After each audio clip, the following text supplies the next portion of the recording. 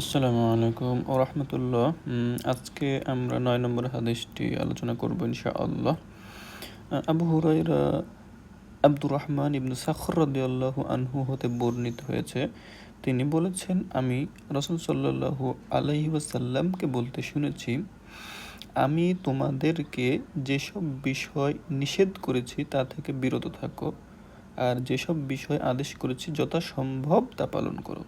বেশি বেশি প্রশ্ন করা আর নবীদের সাথে মতবিরোধ করা তোমাদের পূর্ববর্তী লোকদেরকে ধ্বংস করে দিয়েছে। তাহলে এই হাদিসে আমরা স্পষ্ট দেখতে পাচ্ছি যে যে বিষয়ে নিষেধ করেছেন সেখান থেকে বিরত থাকতে হবে, আর যেটার আদেশ করেছেন সেটা যথাসম্ভব পালন করতে হবে। এই তো, এর বাইরে তো কিছু আসলে নাই। যেটা আদেশ করছে তা যদি পালন করি তাহলে সওয়াব পাবো, যেটা নিষেধ করেছেন সেখান থেকে বিরত থাকলেও সওয়াব পাবো, এর মাধ্যমে জান্নাত পাবো আমরা। আর বেশি বেশি প্রশ্ন করা, নবীদের সাথে মতবিরোধ, নবীরা তো আল্লাহ তাআলার ওহী থেকে কথা বলে, তো নবীদের সাথে তো মতবিরোধ করার কোনো সুযোগ নেই। আর বেশি বেশি প্রশ্ন করার অনেক ব্যাখ্যা আছে, আমরা আপাতত ওই দিকে না যাই। তারপরে হচ্ছে 10 নম্বর হাদিসটি দেখি।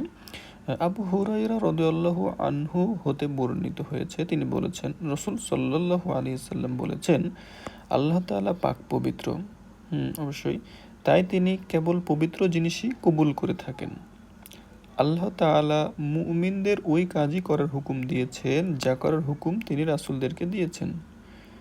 রাসূলদেরকে যে হুকুম দিয়েছে মুমিনদেরকে সেই হুকুম দিয়েছেন। আচ্ছা, আল্লাহ তাআলা বলেছেন, হে রাসূলগণ, পবিত্র বস্তু আহার করুন এবং নেক আমল করুন। আল্লাহ তাআলা আরও বলেছেন, হে মুমিনগণ, আমরা তোমাদের যে পবিত্র জীবিকা দান করেছি তা থেকে আহার করো। জীবিকা না, কিন্তু পবিত্র জীবিকা দান করেছে, সেখান থেকে আহার করতে বলছে। এখানে বলছে যেমন, ইয়া আইয়ুহাল্লাযীনা আমানু কুলু মিন তাইয়্যিবাতি মা রাযাকনাকুম। এখানে তাইয়্যিবান অর্থাৎ পবিত্র জীবিকা, সেখান থেকে রিজিক গ্রহণ করতে আল্লাহ তাআলা বলছেন। তারপরে তিনি অর্থাৎ রাসূল সাল্লাল্লাহু আলাইহি সাল্লাম এমন এক ব্যক্তির কথা উল্লেখ করলেন, যে ব্যক্তি দীর্ঘ সফরে বের হয় এবং তার চুলগুলো এলোমেলো হয়ে আছে ও কাপড় ধুলোবালিতে ময়লা হয়ে আছে। অতঃপর সে নিজের 2 হাত আকাশের দিকে তুলে ধরে ও বলে, হে রব, হে রব, ইয়া রব্বি ইয়া রব্বি, ومطعمه حرام ومشربه حرام وملبسه حرام وغذي بالحرام فأنى يستجاب له। খুবই সুন্দর কথাগুলো।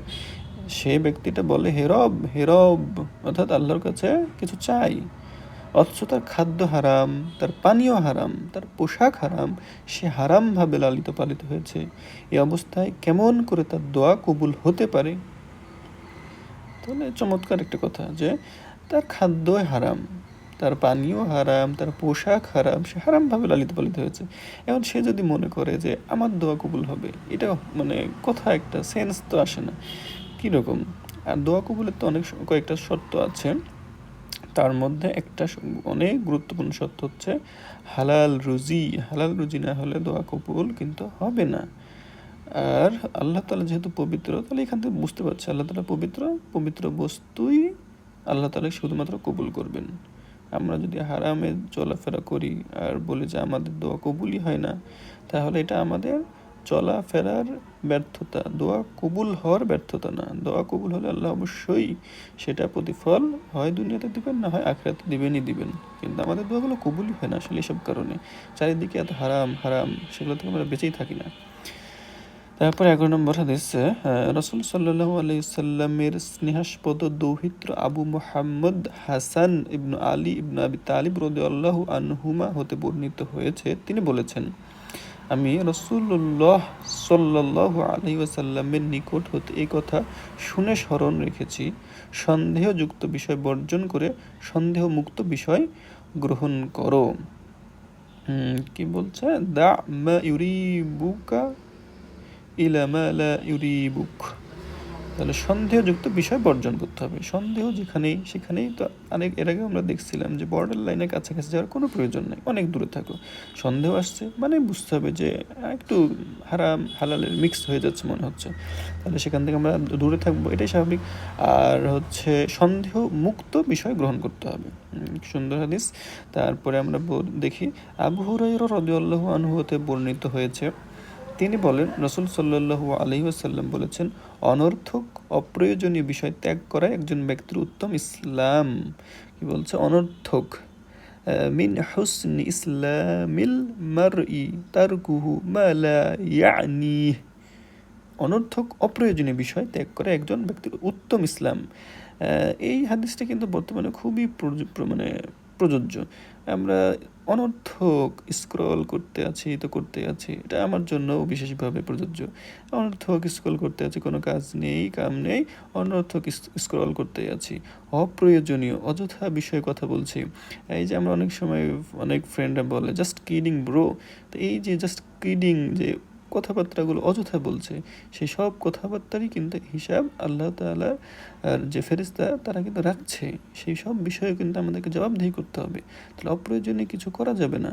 আবার অনর্থক যে সময় নষ্ট, আমরা সবাই এত সময় নষ্ট করছি, মানে যেগুলো বলার সীমা নেই।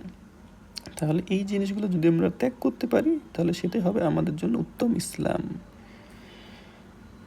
13 নম্বর হাদিস, আবু হামজাহ আনাস ইবনে মালিক রাদিয়াল্লাহু আনহু রাসূলুল্লাহ সাল্লাল্লাহু আলাইহি সাল্লামের খাদেম হতে বর্ণিত হয়েছে, নবী সাল্লাল্লাহু আলাইহি সাল্লাম বলেছেন, তোমাদের মধ্যে কেউ ততক্ষণ পর্যন্ত মুমিন হতে পারবে না যতক্ষণ পর্যন্ত না সে তার ভাইয়ের জন্য তাই পছন্দ করবে যা সে নিজের জন্য পছন্দ করে। সুবহানাল্লাহ, কি উত্তম কথা! এর থেকে সামাজিকতা শেখার আর কিছু আমাদের প্রয়োজন আছে? আমাদেরকে যে সেকুলাররা, বিদেশিরা বলে যে আমরা নাকি বড় সভ্য, তারা এইসব হাদিস দেখে না। কি সুন্দর একটা কথা যে আমার নিজের জন্য যেটা আমি ভালো মনে করব সেটা যতক্ষণ না আমার অন্য ভাইয়ের জন্য মনে করব যে এটা তার জন্য করলে ভালো হতো, ততক্ষণ আমি কিন্তু মুমিন হতে পারবো না। মুমিনের স্তর আছে, মুমিন ঠিক আছে, কিন্তু ভালো মুসলিম, ভালো মুমিন হতে পারবো না। তাহলে কিন্তু খুবই গুরুত্বপূর্ণ একটা কথা যে আমার জন্য পছন্দ। অনেক সময় দেখা যায় যে কোনো একটা দোকানে ফল কিনছেন, তো ভালো ফলটা আপনি বেছে বেছে নিয়ে নিলেন আর খারাপ ফলটা আপনার আরেক ভাইয়ের জন্য দিকে দিয়ে দিচ্ছেন। তো এইরকম জিনিসগুলো কিন্তু করা যাবে না। আবার দেখা যাচ্ছে কোনো একটা জায়গায় ভালো সিট আছে, ওই সিটটা আপনি বসে পড়লেন আর আপনার সাথে আরেকজন ভাই আছে, সেই ভাইকে দেখা গেল অন্য একটা খারাপ সিটে বসতে হলো। তো এই জিনিসগুলো আমাদেরকে সামাজিকতার খুবই গুরুত্বপূর্ণ সবক দেয় এইসব হাদিসগুলো। তারপরে হাদিস 14, ইবনে মাসউদ রাদিয়াল্লাহু আনহু হতে বর্ণিত হয়েছে, তিনি বলেন রাসূল সাল্লাল্লাহু আলাইহি সাল্লাম বলেছেন, কোনো মুসলিমের রক্তপাত করা 3টি কারণ ব্যতীত বৈধ নয়। অর্থাৎ হত্যা করা যাবে মাত্র কয়টা কারণে? 3টা কারণে হত্যা করা যাবে। তাহলে 3টি কারণে হত্যা করা যাবে। কি?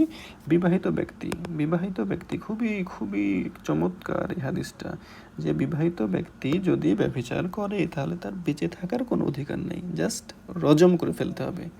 আর অবিবাহিত মানুষের জন্য কিন্তু এখানে অনেকটা ছাড় দেওয়া আছে, তাকে বেত্রাঘাতের নির্দেশ দেওয়া রয়েছে।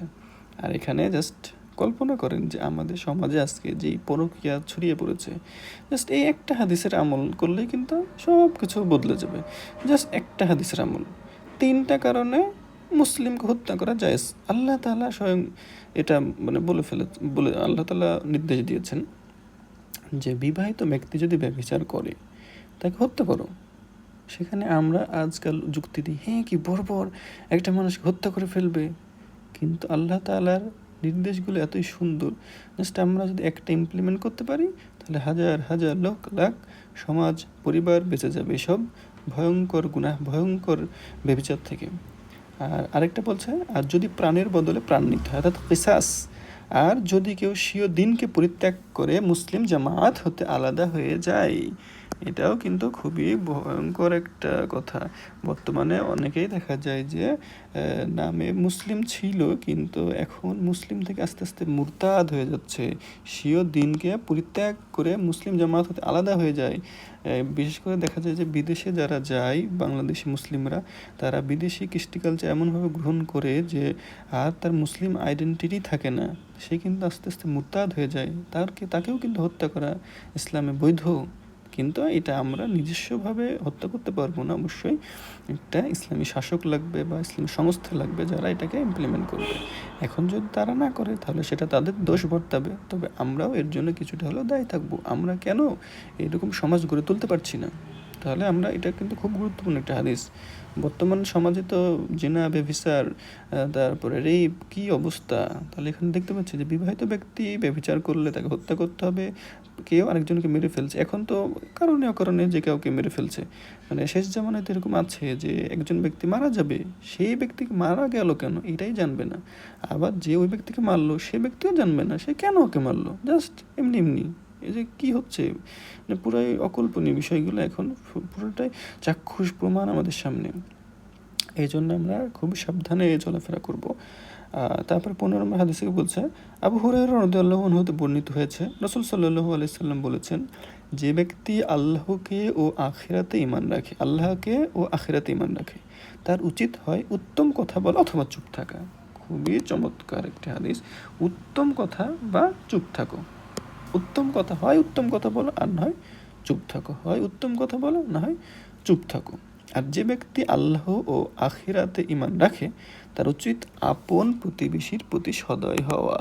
সুবহানাল্লাহ, সামাজিকতার কি মানে জাস্ট অনন্য সাধারণ একটা কথা যে প্রতিবেশীর প্রতি সদয়। আজকাল তো আমরা এমন অবস্থায় এসেছি যে আমাদের প্রতিবেশী কে এটাই আমরা জানি না। বিভিন্ন অভিজাত এলাকায় তো দেখা যায় যে তার পাশের ফ্ল্যাটে কে থাকে, কে মারা গেছে কবে, সেই খবর পর্যন্ত তারা রাখে না।